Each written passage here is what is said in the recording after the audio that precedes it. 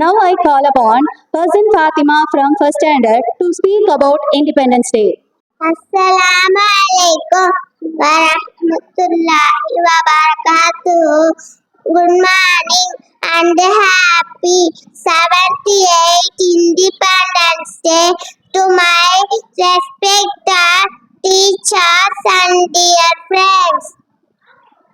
Today, as we celebrate 78th Independence Day, we should feel proud to be a part of an independent nation where we have freedom.